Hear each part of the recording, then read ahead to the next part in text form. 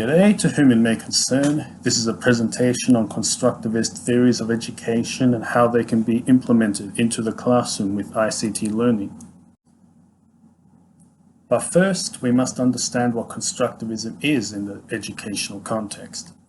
Constructivism is the idea that learners construct their own meanings within themselves and thus can undergo learning in a more efficient manner through actions. It is a means of learning through active participation with the content rather than simply learning theory. The constructivist approach of education could be considered a form of kinesthetic learning, learning through action.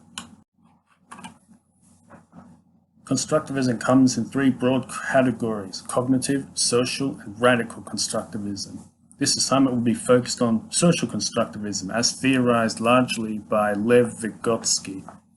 For clarity, I'll quickly define the other forms of constructivism so we can see what is unique about social constructivism that merits its application in ICT learning.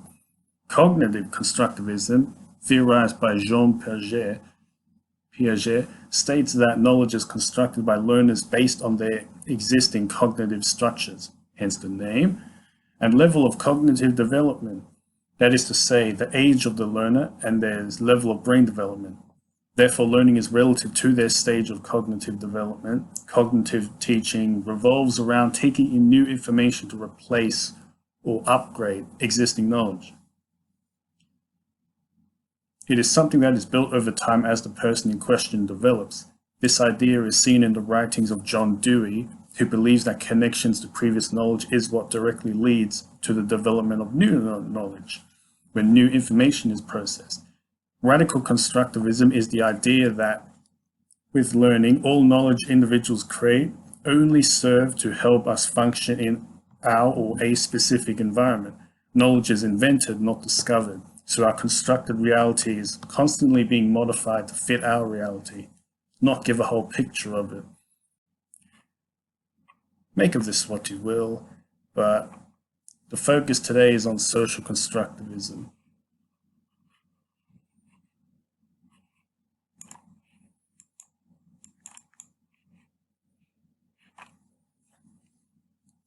So, to the theory of focus for today, Lev Vygotsky's social constructivism, Vygotsky 1978, the notion of learning is a collaborative process, that the environment the student or learner in question finds himself or herself in does much of the work of ensuring cognitive development.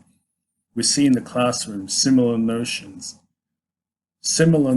of learning as a collaborative process. Classrooms are traditionally guided by the teacher with full control of the lesson, whereas in social constructivism, the teacher would actively encourage student participation in learning, coming up with their own questions, theories, and ideas, which are then challenged or built on by the teacher.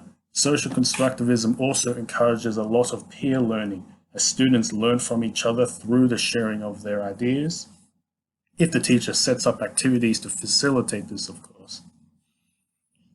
Now we come to ICT and its potential use as a social constructivist tool in the classroom. ICT is, as seen in its prevalence within the Australian Professional Standards for Teachers, is heavily pushed as a multimodal, modern way of teaching the new generation. Let's get into the ICT tools.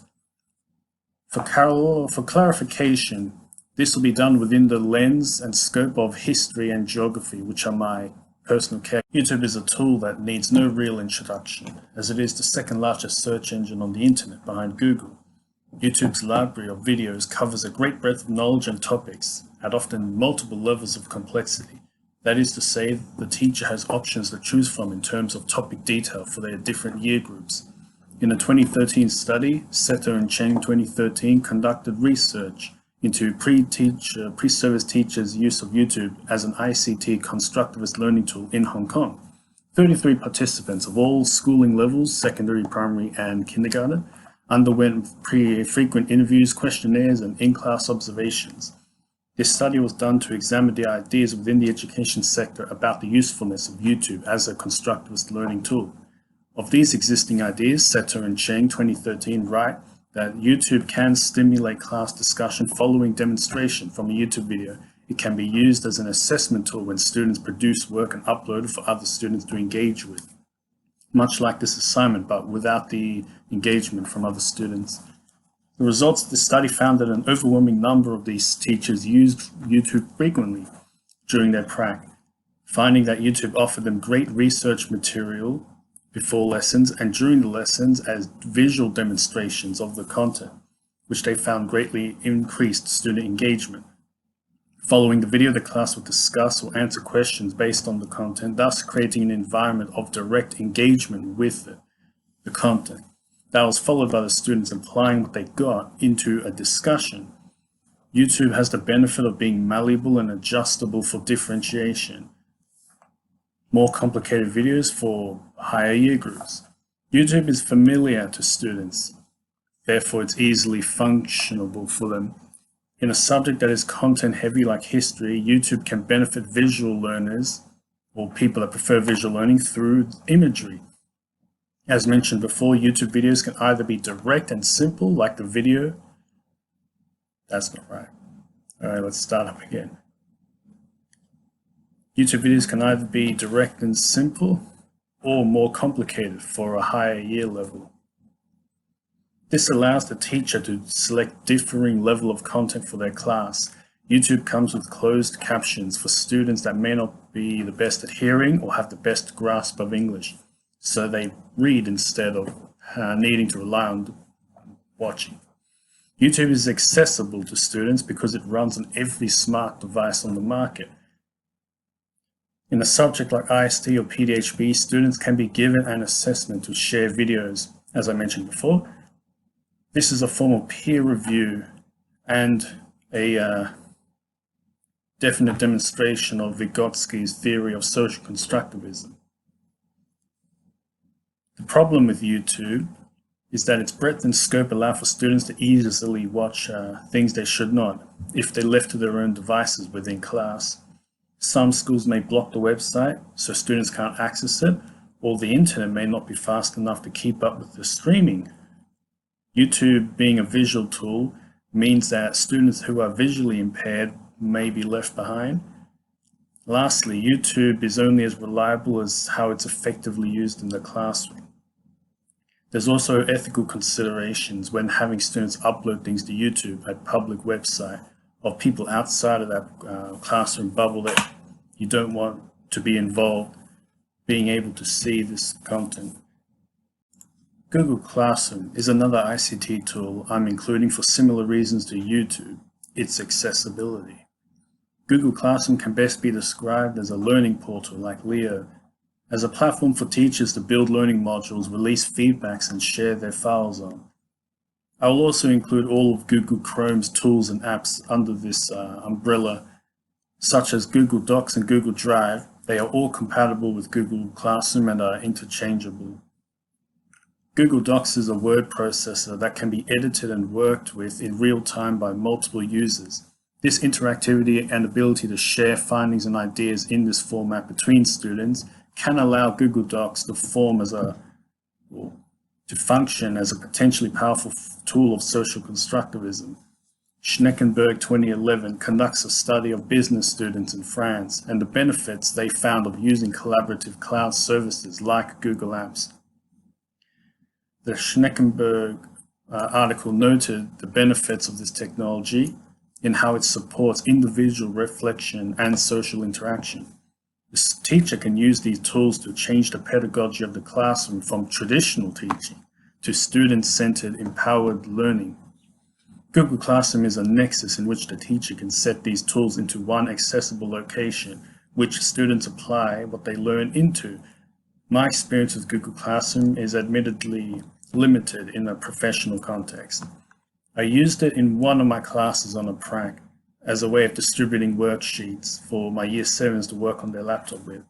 Google Classroom and Google Apps which go with it can be a sufficient supplementary tool to teaching, perhaps even acting as the platform for students to upload their assignments if YouTube is not an option.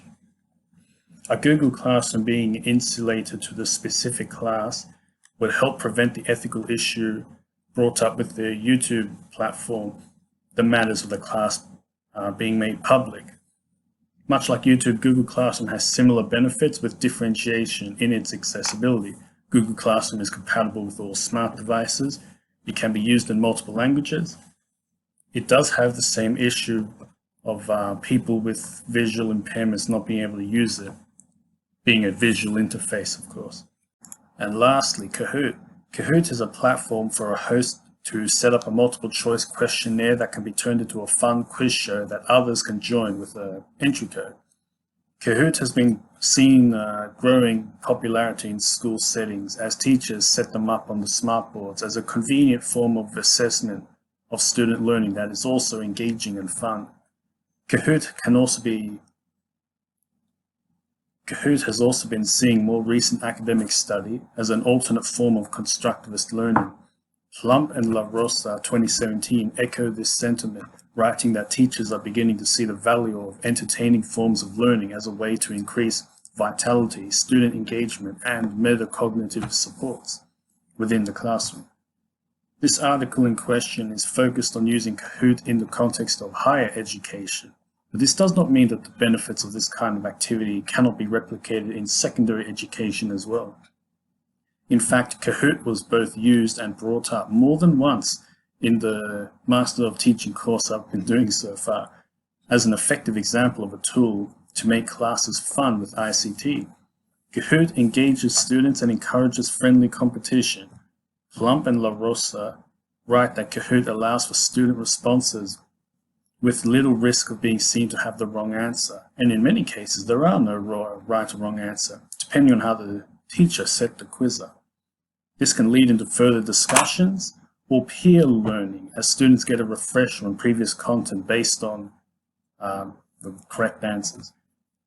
Biggest advantage to Kahoot is how it actively involves students in a way they likely find fun playing games. In this way, Kahoot can be seen as a form of social constructivism with ICT. But anyway, that's all I've got for you today. You can go now. Bye.